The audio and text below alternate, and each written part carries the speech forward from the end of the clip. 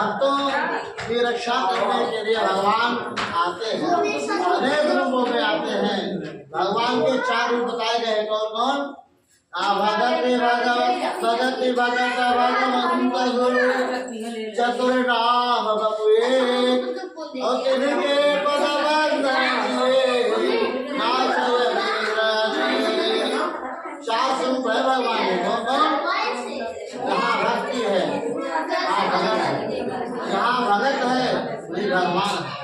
और गुरु गुरु जो है इन चारों से विश्व गुरु अपने ज्ञान के प्रकाश से रास्ता बताता है कि भगवान का ब्रह्म तक पहुँचने का रास्ता क्या है।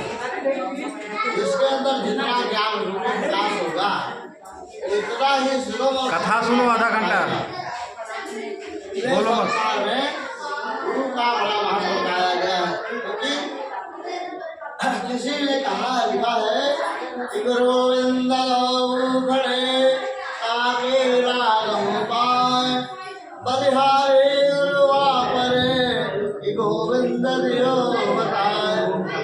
जो है गुरु और ईश्वर गोविंद में अगर तुलना किया जाए तो गुरु का आसान श्रेष्ठ बताया गया है, क्योंकि परमात्मा तक पहुंचने का रास्ता गुरु के द्वारा ही बताया जाता है। और बिना रास्ता जाने बिना उपाय जाने भगवान तक पहुंचना बड़ा कठिन काम है। देखिए भगवान अपने भक्तों का कष्ट दूर करने के लिए सतयुग द्वापर त्रेता कलयुग में भी आए हैं। ये कथा जो है कलयुग के कष्टों को दूर करने का उपाय है, और परमात्मा ने इसे दूर करने का उपाय ऋषियों द्वारा भिजवाया है। किसे भिजवाया है? नारद ऋषि का। नैमिषारण्य में 88,000 ऋषि तो तपस्या कर रहे थे, सबके पास कोई निर्णय नहीं मिला। परमात्मा की कृपा से वहाँ नारद बाबा आए, सबने नारद बाबा को प्रणाम किया और प्रणाम करके कहा महाराज हम लोग बड़े कष्ट में हैं, ये संसार का प्राणी जो है बड़े कष्ट में है, इस कष्ट को दूर करने का उपाय विचार कर रहे हैं लेकिन कोई उपाय आ नहीं रहा। तो कृपा करके आप कोई छोटा उपाय बताएं। भगवान नारद बाबा ने कहा भैया मैं संसार में रहता नहीं हूँ, संसार का कोई कष्ट मुझे लगता नहीं है, लेकिन फिर भी आपके दुख दूर करने का उपाय करूंगा। आश्वासन दे करके भगवान विष्णु के पास पहुंचे। भगवान विष्णु अपने आसन पर बैठे हुए थे।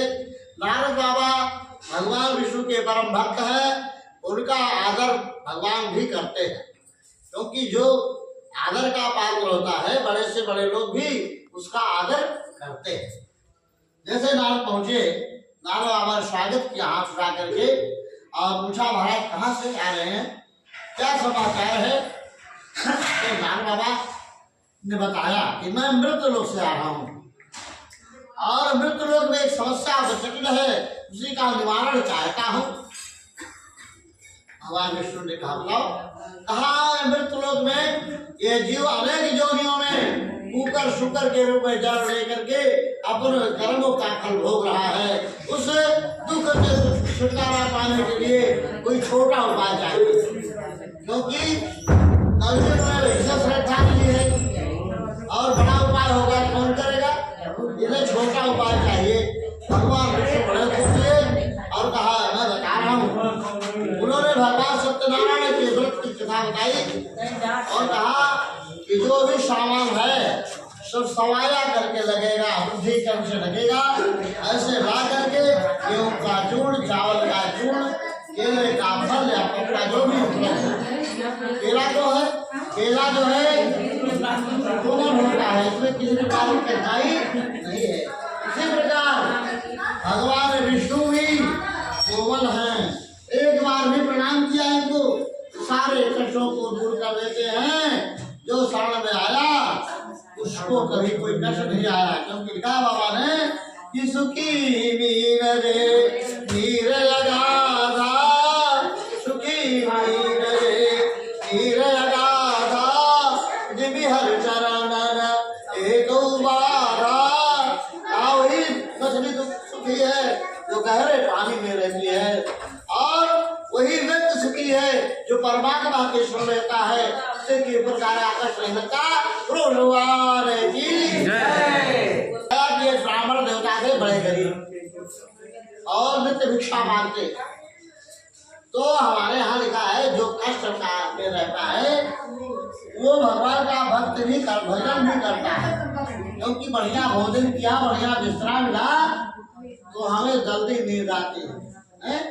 अगर कहीं थोड़ा कष्ट हो गया, जैसे विश्राम मिल गया, ठीक नहीं मिला, अच्छा काट रहे हैं, तब कह जाता है हे भगवान, अरे याद तो बड़ी हे भगवान ऐसो रात भर तो तुम भगवान का नाम लेबा और ना ही खुशी लेबा जबरदस्ती लेबा। लेकिन अगर बढ़िया व्यवस्था दे दें तो भगवान भुला जाता है। देते सब वही है लेकिन उनको भूल जाते हैं लोग। लेकिन जब कष्ट आता है फिर रमा का याद करते हैं। संपन्न लोग क्या करते हैं, बैठते हैं जब गाड़ी पर जब चक्का पर तो सन जाते हैं, किसी को देखते नहीं है ना, कहते हैं भाई कोई मेरा बराबर। आपके मन में अहंकार रहता ना। और जैसे चक्का की हवा निकली कहीं हाईवे पर किनारे, जैसे उतरे नीचे, अरे राम राम करे भगवान ने किया हम का हो हनी बिगड़ गए तो वे की हम बनाए बन गए तो हम लोग तो मैंने किया, घर कितना पड़ा मैंने बनवाया, कार किसने खरीदा मैंने खरीदा, जमीन किसने मैंने लिया। और जब काम बिगड़ गया तो दोष किस पर लगा, परमात्मा पर लगा। ब्राह्मण देवता ने तो भिक्षा मांगते उतना पाते जरा दिन बीत जाता, धीरे धीरे कष्ट बढ़ता गया। भगवान साधु के रूप में दिलाए, गांव के चौराहे पर खड़े हो गए। चौराहा है खड़े हो गए, पंडित जी सुबह ही उठे और स्नान ध्यान किया, भगवान का भजन किया, झोरा उठाए चल दिए भिक्षा मांगने। देखिए भगवान का भक्त जब उठता है तो भगवान के नाम को लेता है पहले। और लोग उठते हैं तो अपने काम में लगते हैं, दुआ बाहर करके गोबर काट करके वो अपने काम में लगा हुआ है। लेकिन भगवान का भक्त जब उठता है सवेरे आप होता है तो भगवान का दर्शन करता है। लक्ष्मी कर मध्य सरस्वती कर मूले तो गोविंदा प्रभाते कर दर्शनम। हमारे से हाथ में तीन देवता रहते हैं, कौन? रास्ते लक्ष्मी, हाथ में आगे भाग लक्ष्मी।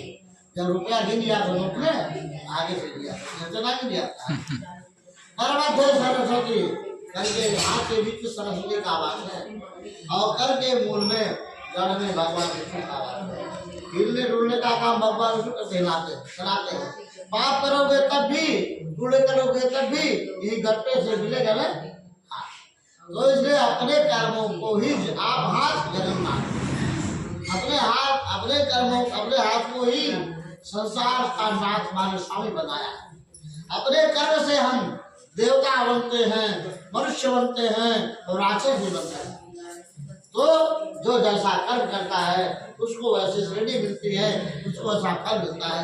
ब्राह्मण देवता जा रहे थे, साधु बाबा देखा, अरे महाराज प्रणाम किया साधु बाबा। बाबा ने पूछा महाराज कहाँ जा रहे बड़े सवेरे? हाँ महाराज क्या बताए? अरे बताओ तो जब किसी में कष्ट होता है ना तो आदमी अपने कष्ट को बताता है। जैसे जगह गांठ में दर्द है, कई बार का बताए बड़ा कष्ट है करके दुआ कह दिए गठिया बहुत रात को दवाई दो बतावा उपाय। तो साधु बाबा ने पूछा क्या कष्ट बड़ा? कहे महाराज विपद बहुत बड़ी। बाबा कहे दरिद्रता जो है इतनी बड़ी विपत्ति है कि संसार में जीना बड़ा मुश्किल है। और अपने अपने भाई बंधुओं के बीच में गरीब होकर जीना मृत्यु से भी कष्टकारी। बाबा ने बताया जाओ एक उपाय करोगे तुम्हारा कष्ट दूर हो जाएगा। वो साधु बाबा भगवान के रूप में थे, उन्होंने भगवान सत्यनारायण बाबा का बुलाया और कहा जो भी सामान रहेगा सब समाया रहेगा, ला करके यस्मिन कस्मिन दिन जिस किसी दिन आपकी इच्छा हो, न खरवास न पेपर का किधर कुछ, तो जिस दिन कस्मिन दिन श्रद्धा श्रद्धा के साथ भगवान का पूजन करें, ब्राह्मण को दान दें और स्वयं अपने भाई बहनों के साथ भोजन करें। देखिए हमारे गांव में जब कथा शुरू होती किसी के ना, गांव वाले पटीदार कहते हैं काहो कथो है कुछ भोजनो है, क्योंकि भाई लिखा कथा में कि अपने भाई बंधुओं के साथ उस दिन भोजन करना। तो भाई घर का मौका मिले तो कहा थे अब तुम्हारे पास व्यवस्था ना है, हमारे पास व्यवस्था ना है। हाँ नहीं भैया आज ना देखा आज प्रसादन है माई की माँ की आई, बड़े प्रेम से बोलना चाहिए क्योंकि वाणी में ही सब कुछ है। बादल पढ़ा नहीं पाइए, बादल हाथी पाओ, बात से ही हाथी भी मिलती है। बढ़िया राजा खुश करेगा बताइए तो राजा हाथी दे दिया और अलगम बोल दिया तो हाथी साहब डाल दो। तो बात से ही सब कुछ है, सम्मान भी है, अपमान भी है, सब बात से संसार में मिलता है। बड़े प्रेम से बताया बाबा को, अरे ब्राह्मण देवता खुशी आए, रात में निद्रा नहीं है क्योंकि दहरी भी थी। भगवान ने उपाय बताया, भगवान धन देते हैं बुद्धि से, देते भी बुद्धि से है। उपाय बताया वो सार का रास्ता पाए ब्राह्मण देवता जो भिक्षा मांगते थे उसे दूना भिक्षा पाए और आधे से अपने परिवार के लिए राशन पानी, आधे से भगवान की पूजा की सामग्री ला करके भगवान का व्रत किया और प्रसाद दिया। धीरे धीरे गुरु की कृपा से झोपड़ी से महल बन गया। भगवान की जय। संजोग से कथा सुन रहे थे, एक लड़का हारा जा रहा था, वो भी गरीब था, लकड़ी काट के ले जा रहा था, प्यास से व्याकुल था, ट्रैक्टर से आया और आकर के पंडित जी के द्वार रुक गया क्योंकि भीड़ जमी हुई थी। सोच रहा कुछ होगा है कार्यक्रम मिलेगा। और जब कथा समाप्त से प्रसाद पाया, पानी पिया, उसका मन स्वस्थ हो गया। उसने पंडित से प्रश्न कर दिया, पंडित जी सब क्या है? पंडित जी ने बताया कि भैया ये तो भगवान का व्रत है। अब तक प्रश्न और चाहिए, बताओ महाराज ये बताइए कि आपने जो महल बनवाया है घर है, तो आपने कौन सा व्यापार किया, कौन सी नौकरी किया जिससे आपका घर बन गया? ब्राह्मण देवता बड़े विनीत थे, जिसमें ज्ञान होता है वो विनीत होता है, झुक जाता है, क्योंकि जब फल आता है तो वृक्ष झुक जाता है, डालियां झुक जाती है। और उसी प्रकार जब धन और विद्या आवे तो मनुष्य को झुक जाना चाहिए। ब्राह्मण देवता कहा भैया न मैंने कोई नौकरी किया, न मैंने कोई व्यापार किया, यही प्रभु की कृपा है, यही प्रभु की कृपा है। इन्हीं की कृपा से झोपड़ी से महल बन गया और कुछ नहीं लेगी। वो लकड़हाट बहुत खुश हुआ, सोचा कि भगवान कृपा हो जाए मेरी भी तो साथ सुधर जाए। पंडित देवता ने बताया सामान उपाय और लकड़हारा चला। रात में चिंतित हुआ कैसे होगा। तो भगवान जो अज्ञानी होता है उसको कई गुना देते हैं, जो ज्ञानी होता है उसको गुना देते हैं। लकड़हारा का ज्ञानी था ना, लकड़ी काटा जंगल से दूसरे दिन सिर पर रख के चला। तो जो लकड़ी काटा काटने बेचने काम था, जानकारी थी नहीं कौन लकड़ी काटा क्या बेच रहे हैं। शहर गया जब खरीदने वाला देखा कि चंदन की लकड़ी डालना लेकर, सामान्य लकड़ी से चंदन की लकड़ी का दाम कई गुना होता है। तो अब कई गुना दाम पाया और प्रेम से भगवान के कथा की सामग्री लाया, अपने परिवार के राशन पानी व्यवस्था किया और आकर भगवान कथा सुनी। समय समय पर कथा सुन करके वो दोनों अपने समय को पूरा कर चलेंगे, क्योंकि मृत लोग है ना, आया है सो जाएगा। राजा आएंगे फकीर, एक चढ़े द्वांचल एक बधे। जैसा कर्म है वैसे ही संसार से जाना है, दोनों चले गए। जब ब्राह्मण देवता यहाँ से गए, अगले जन्म में सुदामा के रूप में जन्म लिया, सुदामा के रूप में। और सुदामा की कथा सब लोग जानते हैं। सुदामा का पैर साक्षात परमात्मा ने अपने हाथों से धोया है। हाथ लिखा है नरोत्तम दास ने कि पानी पर आते हाथ छो नहीं, नैन के जलते पर धोए। आय से खातुम पाय महादुख, आया इते न किते दिन खोए। अरे प्रभु भैया इतना दिन कष्ट बिताए और यहाँ तक नहीं आए। भैया देखो सबके आने और जाने सुख और दुख का समय निर्धारित है? उससे पहले जब कुछ हो सकता है न होगा। सुदामा जाते कैसे? जब समय पूरा हुआ तब सुशीला ने भेजा। सुशीला क्या बुद्धि है और जीव जो है ब्रह्म है। जब बुद्धि हमारी काम करती है तो ये हमारा कल्याण होता है। बुद्धि नहीं काम की तो राष्ट्र काम गड़बड़ हो गया। सुशीला ने भेजा जबरदस्ती। अब गए, भगवान का दर्शन पाया, धन पाया, जस पाया है? और लगा हारा। अगले जन्म में जो गया तो ये केवट के रूप में जन्म लिया। केवट के रूप में जन्म लेकर के पानी बढ़ाता भर गया, एक कठौता आकर्षणी का पान ले आया और पैर धो करके आप सहित परिवार स्वयं तो तरा ही अपने 21 पीढ़ियों को दान दिया। प्रभु भगवान की जय।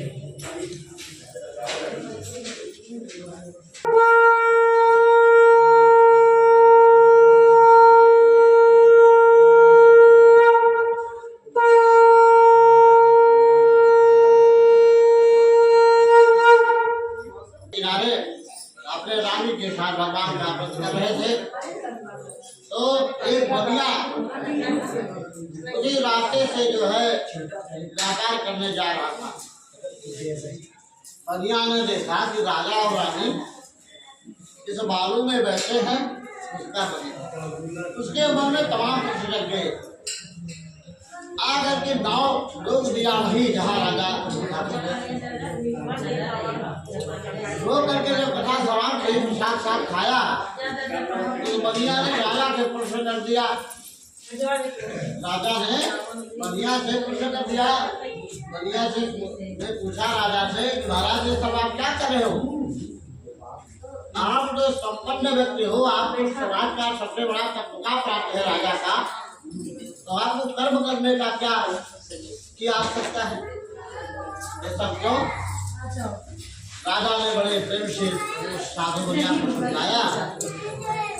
हाँ भैया घबराओ नहीं, बताता हूँ। कहता महाराज देखो ये संसार कर्म है, ये मृत लोग है, इसमें कर्म करने का अधिकार, देवताओं को कर्म करने का अधिकार है और दैत्य तो हमेशा कर्म करते ही नहीं, कर्म करते। तो हम यहाँ अपने कर्मों को सुधार रहे हैं, क्योंकि जो पहले कमाया है वो आज पा रहे हैं। जो पहले कमाया है वो आज मिल रहा है और जो आज करेंगे बाद मिलेगा। जैसे जो पैसा हमने बैंक में जमा किया है उसका ब्याज से मिलता है ना, और जो ऋण लिया है वो भी ब्याज से देना पड़ता है। तो कहा यही हमारा कर्म है, कुछ न कुछ करते रहना चाहिए। बता दिया हाँ लाभ क्या है भैया, क्योंकि बढ़िया जो है समाज का सबसे चतुर व्यक्ति है, खर्च कम लाभ अधिक चाहता है। इसका लाभ क्या है? दादा ने बताया कि लाभ जो भी चाहोगे, जो इच्छा करे हो बनवाही और साधक दुर्लभ लाभ सब मिलेगा, जो भी चाहोगे। अंत में सबकी व्यवस्था बताई बढ़िया करके जो है वो अपने मन में संकल्प किया कि मेरे पास धन तो है, जो संतान नहीं है, अगर मुझे कोई संतान मिल जाए तो मैं आपका व्रत करूंगा। चलाया घर और घर आकर के अपनी स्त्री से भी कहा ये देवी अब हमारा कष्ट दूर हो जाएगा और आप जो है हमें संतान की प्राप्ति हो जाएगी। दो बात हो गई, मन में सोचा और वाणी से कहा। भगवान को चिंता हो, भगवान ने सोचा कि इसने मेरे नाम का संकल्प किया है, अगर काम नहीं पूरा हुआ तो मेरा अपमान होगा। ब्रह्मा को बुलाया, पूछा साधु बनिया के पास क्या व्यवस्था क्या लिखा। तो ब्रह्मा जी ने कहा कि महाराज मैं सुहाग सबका लिखता हूँ, रात को रहता नहीं, कहाँ लिखता हूँ? तब कहा दो रजिस्टर है हर व्यक्ति का, हर व्यक्ति का दो रजिस्टर, एक आय वे, एक आय एक वे, एक कुल बाप हमारे जो है गलत है चित्रगुप्त महाराज, उनके पास दो रजिस्टर सबका है, देखा चुका हो जाए। तुरंत आदेश हो गया, चित्रगुप्त को बुलाया, चित्रगुप्त आया, रजिस्टर लेकर के देखा 7 जन्म तक कोई संतान नहीं, 7 जन्म तक कोई संतान। भगवान बोले क्योंकि भाई संकल्प किया है नाम से ना, भगवान ने कहा ठीक है कोई बात नहीं है।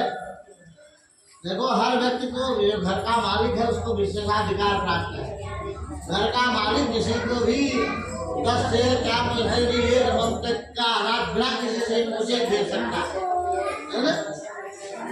स्कूल का प्रिंसिपल 3 दिन का अवकाश बिना पूछे दे सकता है, तो भाई संसार के मालिक है ना।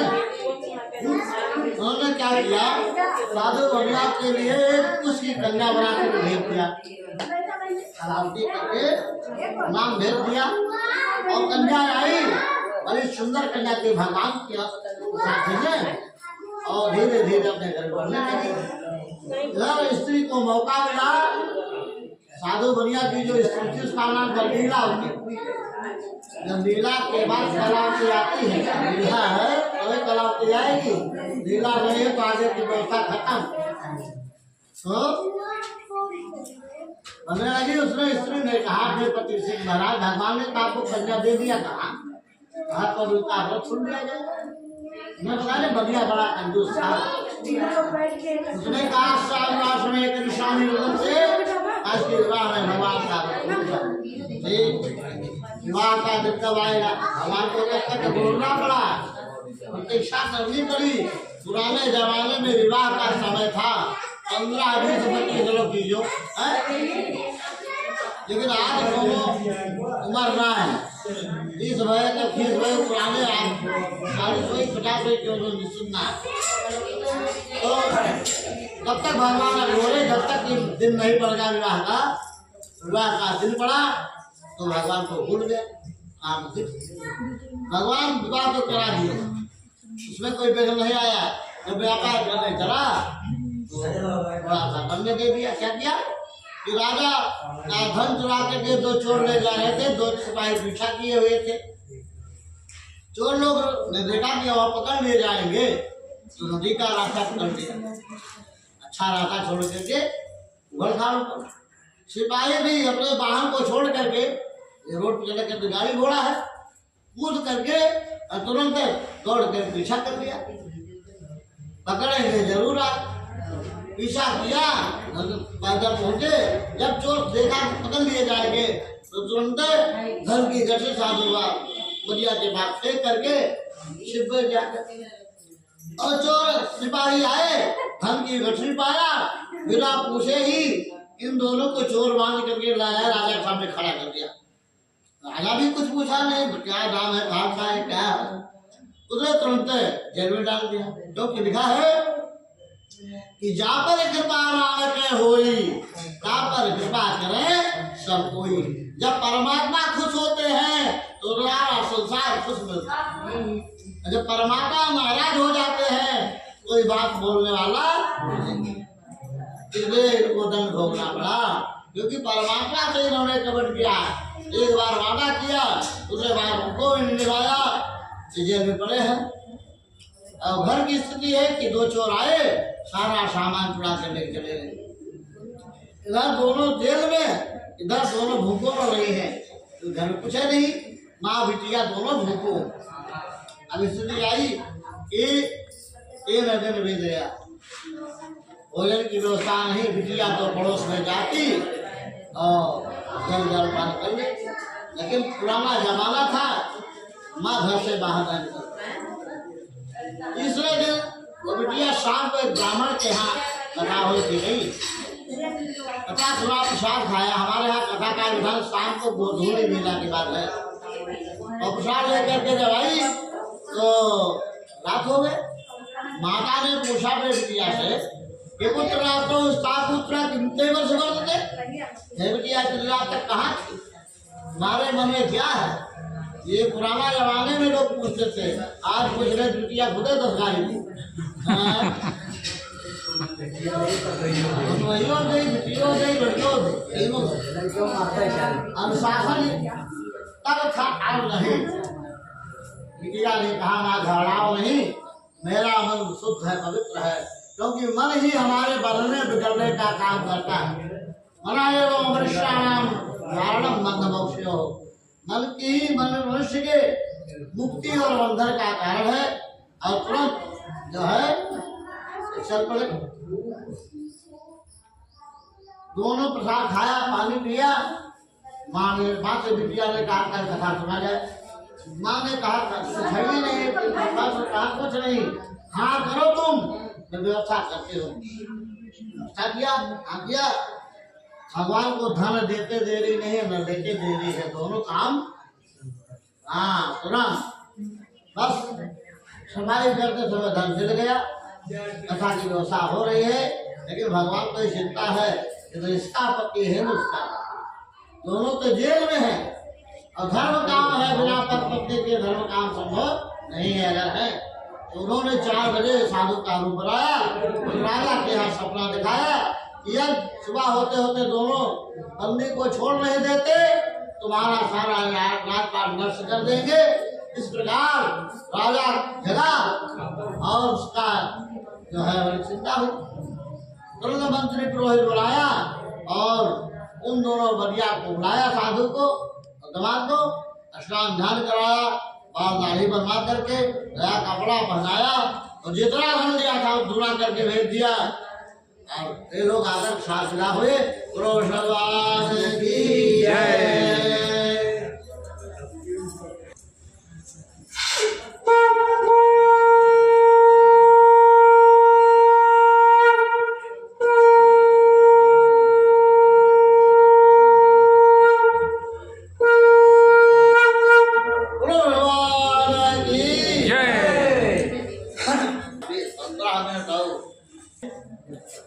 साधु बनिया जब चला यहाँ से,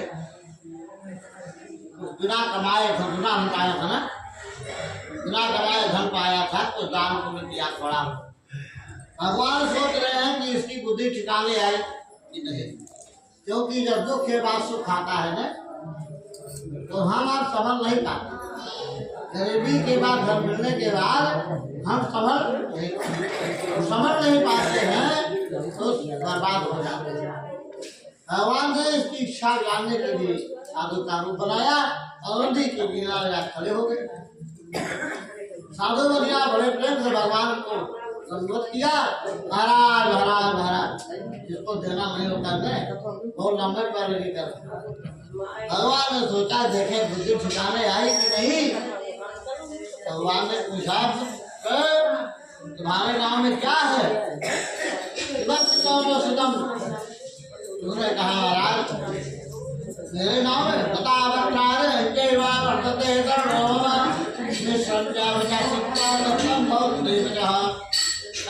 मेरे गांव में लता वस्त्र बसाना जटावासी नागर बसा छड़ीरा ये तो भरा है।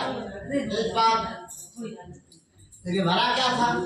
हीरा जवाहरा सोने चांदी की पत्तलें, बड़े मूल्यवान धन। लेकिन साधु बढ़िया झूठ बोल गया क्यों?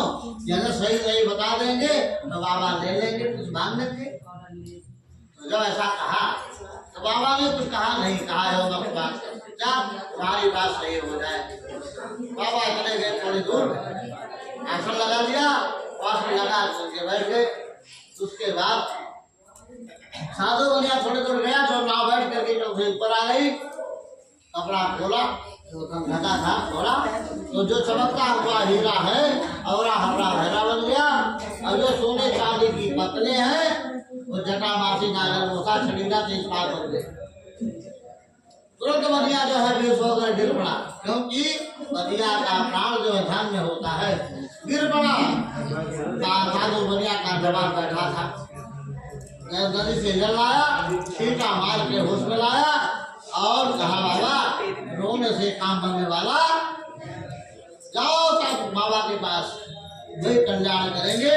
साधु बनिया पहुंचा और भगवान साधु के चरणों पर गिर पड़ा, हाथ जोड़ करके राम राम काय राम काय राम लक्ष्मण लक्ष्मण मेरी रक्षा करो, मेरी मेरी रक्षा करो महाराज। कहता बाबा ने कहा बेटा मैंने कुछ कहा नहीं, तुमने कुछ किया नहीं, तो रक्षा किस बात की, अपराध क्षमा किस बात क्या महाराज, मैं आपको जान नहीं पाया। मानस में बाबा प्रसाद ने कहा है कि कवनाया भद्रया बुलाना औताते मैं नहीं प्रभु पहचाना। महाराज आपके माया में प्रवृत्त था, इसलिए मैं आपको पहचान नहीं पाया, क्षमा कर दीजिए। बाबा दुष्ट हो गया, बेटा जो मांग रहा हो मांग लो, गति मुक्ति भक्ति जो मांग रहा हो मांग लो। लड्डू की साधु बनिया डर गया था, उसने कहा महाराज जो आपने धन दिया है वही दे दीजिए। धन पाया, आगे बढ़ा, जब आगे बढ़ा न उनका घर आ गया नदी, उसने अपने नौकर को भेज दिया कि जाओ बताओ कि मैं धन धान से आ गया हूँ।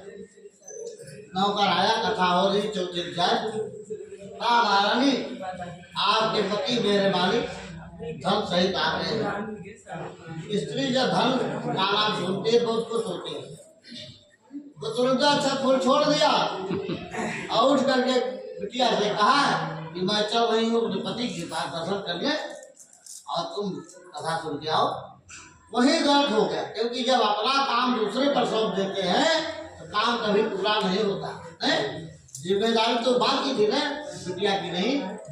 वो चली गई सामने सामने प्रत्यक्ष दर्शन करने, बिटिया तो बैठी है लेकिन मन उसका उसके पति के पास पहुंच गया, क्योंकि मन तो हमेशा चलता है ना, क्षण भर में कलकत्ता मुंबई तक भ्रमण कराता है। तो मन चला गया पति के पास, और यही है बिना मन के काम अधूरा। कथा तो सुना, साथ भूल गई चली, वो भी दर्शन कर जो वहां पहुंचती है उसका पति नहीं दिखाई पड़ता है। जैसे जादूगर नजरबंद कर देता है सबको, इसे परमात्मा ने सबको नजरबंद कर दिया।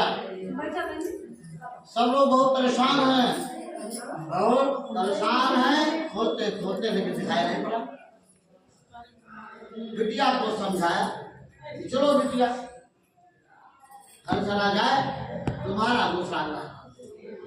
लेकिन बिटिया तो भगवान के प्रसाद थे न, तुझे कहना मैं ऐसा नहीं कर सकती क्योंकि धर्म प्रधान है। मैं जाऊंगी नहीं घर, यहीं सती हो जाऊंगी लेकिन घर नहीं जाऊंगी। भाई रो रो करके लोग अवस्था चिता बनाने लगे। भगवान से सहा नहीं गया, क्योंकि भगवान निर्दोष को दंड नहीं देते हैं, दंड देते हैं दोषी को देते हैं। आसमानी कहराई जाओ बिटिया, तुम प्रसाद खा के आओ, तुम्हें तुम्हारे पति का दर्शन मिलेगा। प्रसाद खा के गई आई, पति का दर्शन पाया, हंसी खुशी से लोग घर आए, समय समय पर भगवान की पूजा किया और अंत में आया। उसके बाद वही साधु बनिया अगले जन्म में जाकर के मोरध्वज राजा मोरध्वज के रूप में हुआ और वहां जाकर के भगवान की कठिन परीक्षा पास करके अपने को अमर हो गया। अमर भगवान की जय।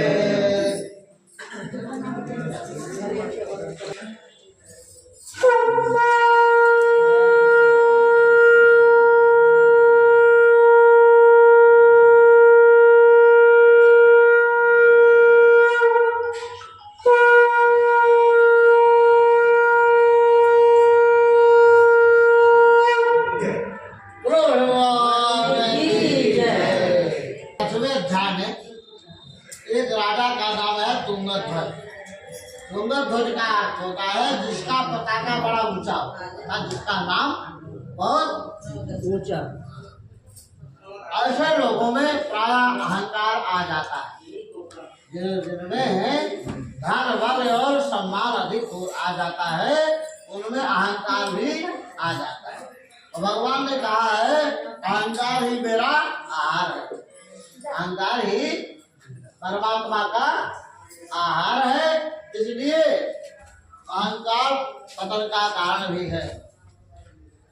उदाहरण दिया, एक दिन राजा जो है घोड़े पर शिकार होकर के सवार होकर शिकार खेलने गया, तो शिकार का पीछा करते करते थक गया, क्योंकि राजा लोग बड़े कम कोमल होते हैं, और रानी भी बड़ी कोमल होती है। राजा और रानी की इतना बहुत कोमलता से यानी कोई काम करते नहीं है, संपन्न है।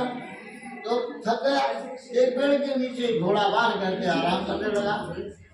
जब आराम करने लगा तो वही थोड़ी दूर देखा कि थोड़ी दूर 5 लोग बैठे हैं पेड़ के नीचे और भगवान का व्रत कर रहे थे। लेकिन राजा गया नहीं, क्योंकि भगवान का व्रत न मान करके राजा ने अपने प्रजा का व्रत मान लिया।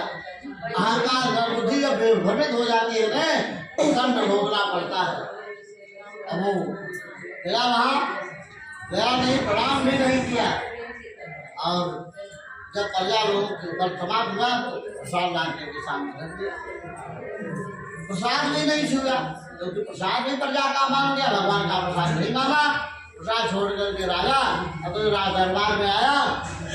राजा के पास 100 हाथी, 100 घोड़ा, 100 लड़ी भाई, एक दो जिक्र हो वो अपने संपन्न मान थे, जिक्र पास 100 हो बतावा कितना संपन्न रहा। यही उसके अहंकार का कारण था। इसके पास जितनी संपदा, जितना बल और जितना बड़ा व्यवस्था होगी, उसके अंदर उतना ही अहंकार आ जाता है। जब दरबार में आया तो देखा कि सब मूर्छित पड़े बेहोश, सबका दरबार दिखाई पड़ा। चिंता पड़ा। हम आप भी जब पैर में ठेस लग जाती है ना, तो सोचते हैं आज कौन काम गलत हो गया, चोट लग गई है। और जब तक नहीं है तब तक ठीक है, अच्छा करे तो पूरा करे तो उस पर कभी विचार नहीं करते। जब दर्द आता है तब विचार करते। उसको ध्यान करते करते आया कि हमने प्रसाद का त्याग किया। और राजा तुरंत लौट के आया और सबको बुलाया, प्रजा लोगों को उनके सहयोग से भगवान की प्रसाद खाया और सब फिर लौट के दरबार में आया। उसका दरबार पूरा हंसता खेलता मिला कि भगवान का प्रसाद की महिमा है। प्रसाद को छोड़ करके नहीं जाना चाहिए। यदि मान लीजिए समय नहीं है तो प्रणाम करना चाहिए, सिर झुका करके अहंकार के साथ नहीं जाना। ये भगवान का प्रसाद ही, जैसे पेड़ लगाया और फल नहीं खाया तो सारा परिश्रम व्यर्थ गया। फल ही प्रसाद ही कथा का व्रत का पूरा फल है। इसके माध्यम से जीव का कल्याण बताया गया प्रसाद के माध्यम से। और राजा तो ज्ञान हुआ, उन्होंने कहा भाई ये भगवान हमारे अनेक रूप में पता है, कुछ काल कहते हैं, ईश्वर कहते हैं, तो सत्यनारायण कहते हैं, सत्यदेव कहते हैं। ये सब तमाम नाम भगवान के प्रतिनिधित्व है। तमाम नाम, हजारों नाम है। इसी नाम का सहारा ले लीजिए तो जीवन पार हो जाएगा। बोलो विष्णुवाद की जय।